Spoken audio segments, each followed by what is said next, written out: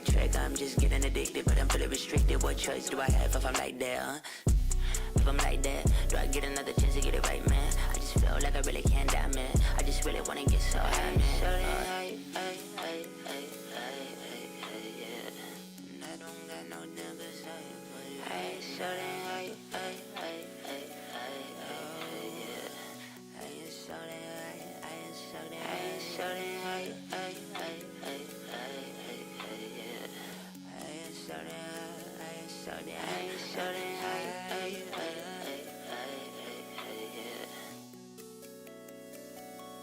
I ain't so damn high, I ain't so damn high,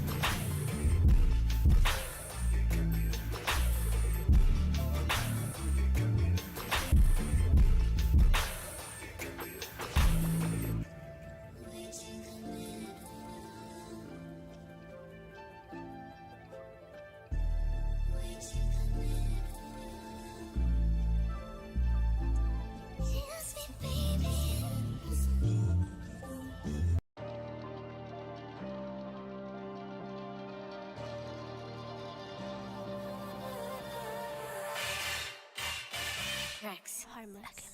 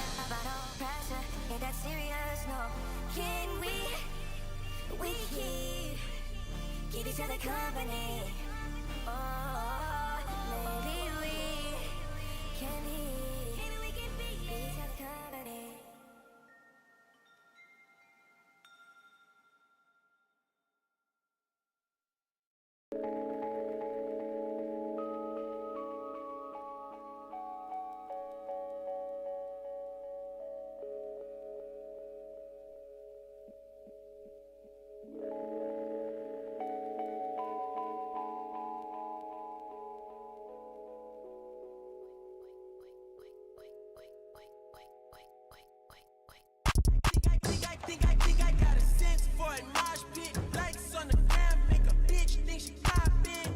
Hey, think I got a sense for a mosh pit. Likes on the gram, make a bitch think she poppin'. Hey, and I keep a Glock for a big bitch. Beat around the bitch, I keep a mop for a misfit. Hey, on soul searching with the demons. Murder in July, my mama made me mind my business. Follow my ex on Instagram, canceled out my life. If you fishing for attention, bitch, my Carolina so a nigga straight. Need a little baby king, vacation. Always looking out for the fans. Stranger to my list of 1 million faces. Gang, gang, gang, I live a lifestyle. No bitch wanna fuck me, want to get, cause I'm famous. Shake it, king, shut your nigga, shut the fit, shut the phone, shut the fit, shake it, no kiss. Bitch, I got a long night, where you at, home, tonight, in my life, and she got me losing focus. Yeah, think I got a sense for a mod bit, lights on the gram, make a bitch think she poppin'. Hey, and I keep a Glock for a dick bitch, beat around the bitch, I keep a mop for a misfit.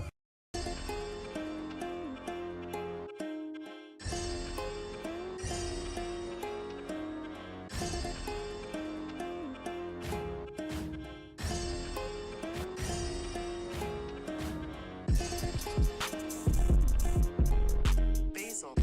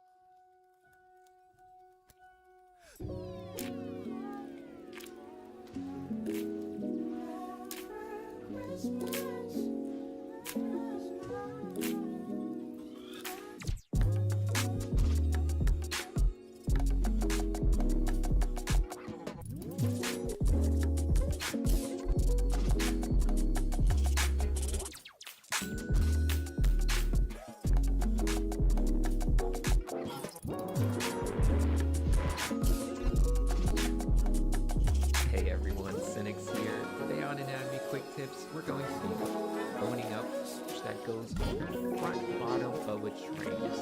Put them all out on a new. Try not to actually get paid off.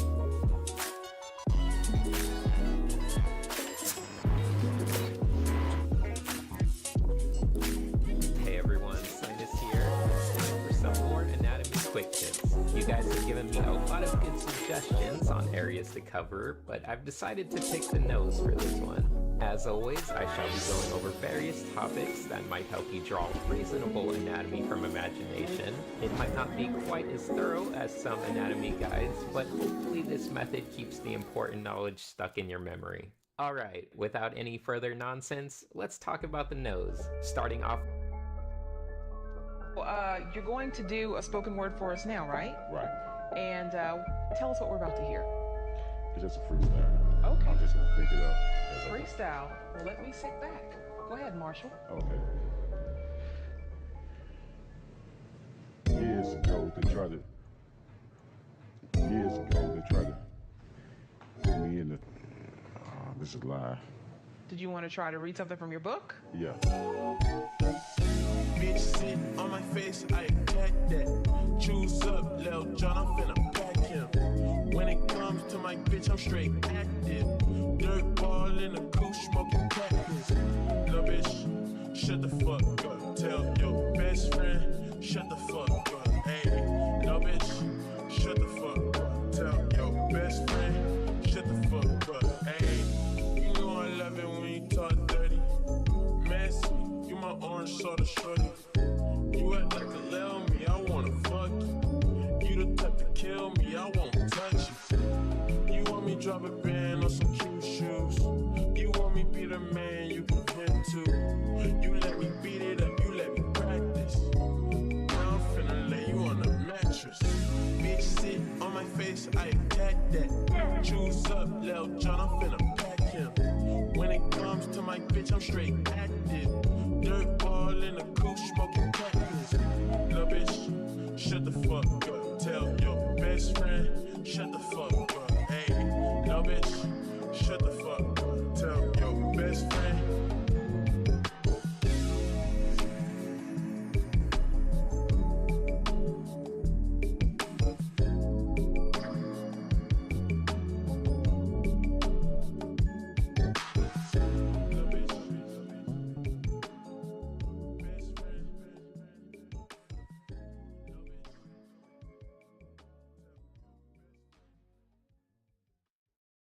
I was a liar, I gave into the fire. I know I should have fought it, at least I'm being honest. Feel like a failure, cause I know that I failed you. I should have done you better, cause you don't wanna lie. And I know she gives you everything, but I couldn't give it to you.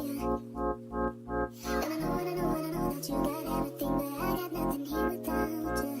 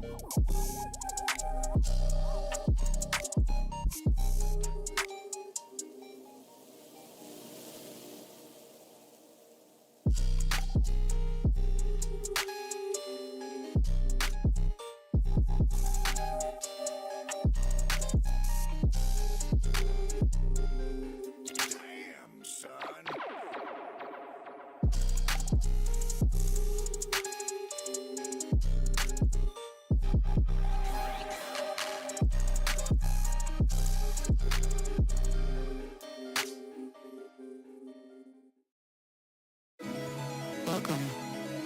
Yo, what's up? Yo. Hello? Can anyone hear me? Tucho's Overdrive Kid. Okay. Only costs $25. 25 USD. 25. And it has some of the best sounds you will ever find. This is crazy. $25. And you won't need another kit.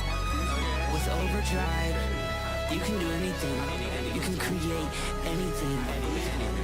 It doesn't matter which sound you pick. It will all work in the beat you're making. It'll all work. It'll work. It'll work. It'll work. I promise.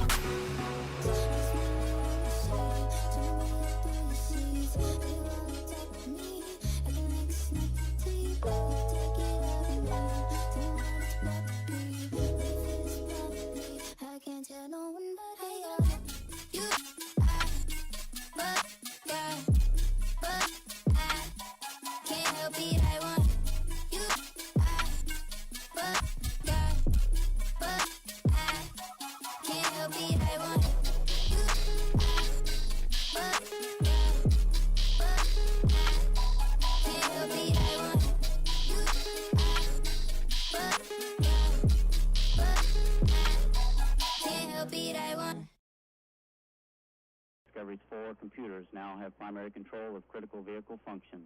3, 2, 1, 0, and liftoff. Liftoff of mission 41D, the first flight of the orbiter Discovery, and the shuttle has cleared the tower.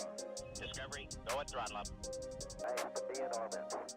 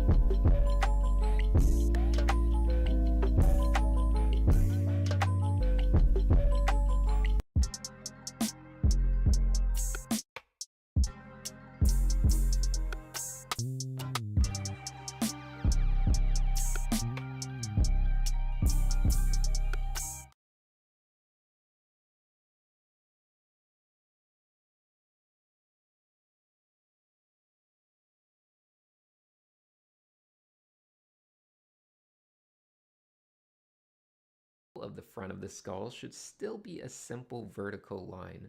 I do have a couple last quick terminology notes about the lower jaw. If you hear me refer to the chin, that's generally the bottom outward turn on the front of the lower jaw. And sometimes you might hear me say jaw when I'm really just referring to the back lower corners of the lower jaw. Usually this is in the context of talking about a strong or square jaw, which gives that area a near 90-degree turn in form. Or maybe a weak jaw, which is when the lower jaw has a much shallower angle in that area. A weak chin is a pretty obvious similar concept, and both of these can best be hidden by some half-hearted facial hair. Hooray for that.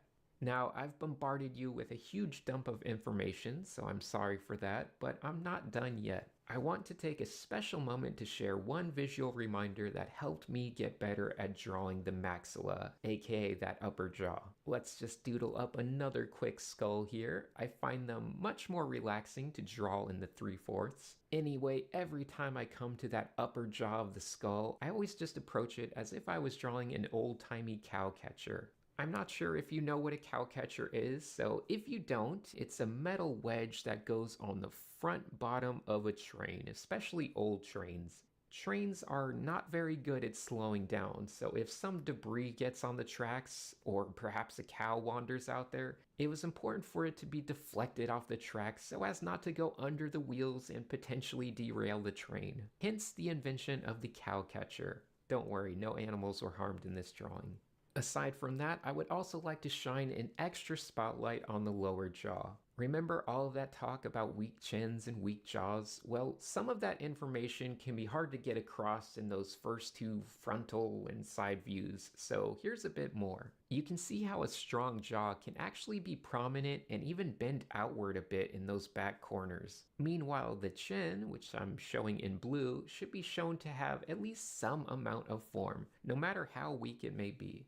I think that about does it for structure. Hopefully the essentials are all there. Let's talk about movement for a moment. Of course, there is only one major moving part of the skull, and that is the lower jaw. Everything above that can be thought of as its own solid form, but that lower jaw should be treated fairly independently. I've seen a lot of people draw open mouths over the years, and the biggest mistake that happens usually occurs in how people think about the jaw moving. It doesn't snap up and down like a nutcracker, it hinges behind the cheekbone and rotates off of that. That might sound obvious enough, but the thing that people often forget is how this affects the shape of the face, and also our perspective on the bottom teeth. A wide open mouth should be giving you a top-down view of the lower teeth and jaw. And by the way, as I wrote here, the lower jaw is also a great form to practice drawing from random directions in 3D space. It's complex enough to be a healthy exercise and simple enough to not become overwhelming, so I recommend trying it out. Now then, anytime you do have to draw an open mouth, make sure the whole bottom of the face is changing into a much more triangular shape to best reflect that top-down view of the jaw. Yes, I know I mentioned this briefly in the mouth video, but it's just much easier to visualize with the skull. Alright, I think it's time for some common mistakes. By far, the most common mistake is simply making everything far too circular. You wind up losing so many chances to hint at the actual forms. The second most common issue is probably not having the upper jaw or really just any of the mouth area protruding forward.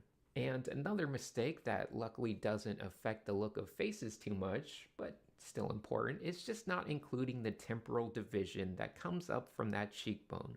A lot of these issues might not even affect your normal character drawing too much, but there is one mistake that certainly will, and that is simply making the bottom jaw way too small and awkward. Classic anime jaw syndrome. We've all been there. Well, at least I've certainly been there. It was a dark time in my early attempts at realism. Okay, let's move on to reductions, or stylizations, or in some ways the antithesis of common mistakes. If you've watched my video about post-realism, you might know that one of the best ways to determine how much stylization you can get away with is to first acknowledge those common mistakes. You can either take those in the opposite direction, or perhaps just focus more on playing with the features that aren't already locked into the common iconography that tends to give birth to all of these mistakes. You can get very wild with your skulls and still maintain a sense of implied competence if you know the right strings to tug at. And once again, knowing the right strings to pull is at the heart of moving past the realism stage and into the post-realistic stage. This stylization time is also a great opportunity to work on your sense of flow, which should probably be a future design theory video. I got so many fun videos to do. But before we move on, I have one last side topic to mention. There are certain parts of the skull, mainly the sides and the bottom, that won't really offer you any strong benefit from learning, especially if you just plan on using this knowledge to improve your character faces. So how can we maximize our beneficial outcomes of drawing skulls? Well, simply slap some ears and a neck on each of them. That's right, skulls with necks and ears are extremely efficient at giving you tons of added value that will lead to much better character drawing skills in the long run. Plus, it's just kind of fun and they look cool. I love them with their little silly ears and expressive necks. Anyway, I think the lecture time is finally over, so let's just go wild for a bit and see what we've pieced together from all of this knowledge. I'll be drawing a bunch of skulls from different angles, and I'm going to start off by loosely following a reference for the first one. I'm definitely changing a few things to make it a little more fun, but I would say this first drawing is about 80% reference based. Now for all of the following ones, I'll just be diving into pure imagination. Hopefully they will come across looking good enough that people will still think they look real as well. This is generally a good way to do things, internalizing enough form information to make things look great even without reference. The argument will inevitably come up, why not just always use reference? But I find that the only way to really get great results is to have a higher awareness of the forms, something that comes with at least trying to draw from imagination. If you can build that knowledge, then even when you do choose to use reference, you'll find that you can make much better looking art. One more note about the drawings, I really like to establish my skulls through the eye sockets and nasal cavity. Those spots just help determine everything, and it's really important to feel the perspective in them. So when drawing a skull or face from the side, you really need to feel that the eye sockets are facing forward and not opening up toward the viewer. Aim for a strong sense of implied direction with these forms, and you'll find that even skulls can start to sell a lot of personality and identity. Alright, I think this is a pretty diverse mix. We have different jaw positions, all sorts of weird angles. It seems pretty good. Let's dive into the painting process because we're going to have a lot of fun with it. Normally for anatomy quick tips, I like to keep my background as a mid-tone, but I think skulls might require a little bit of added drama, so I'm going to push it much darker. Next, I'm going to mask them all out on a new layer. This is easily well established.